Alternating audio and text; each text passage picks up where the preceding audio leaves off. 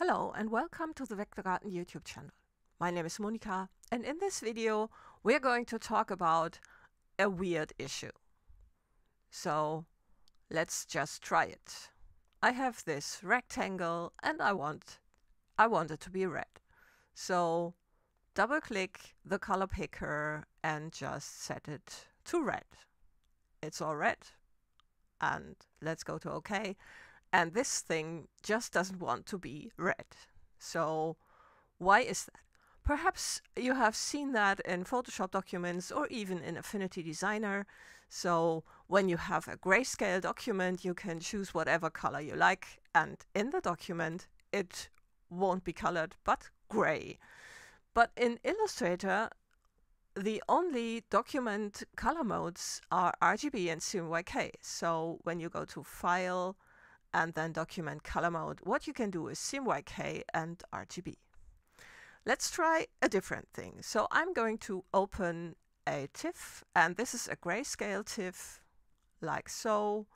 And you see it doesn't have an embedded CMYK profile. Yeah, it has a grayscale profile. And then I'm going to open it, and you see it gets CMYK. So even then, you can't create a grayscale document in Illustrator. But then why does this not change to a color? Why does it change gray?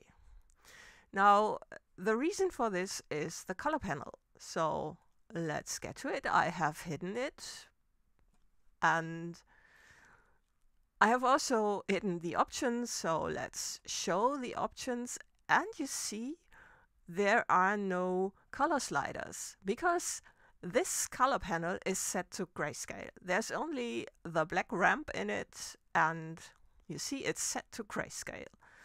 And that's the reason for this issue happening when in the color picker you cannot set up a color for your object. You have to change this here to the document color mode. In this case we change it to CMYK, and if you have an RGB document, then you change it to RGB or HSB if you prefer that. So let's get to CMYK. And now when I double click the color picker and change this to red, then my object also gets red. If you liked the video, please give me a thumbs up and subscribe to my channel. See you next time.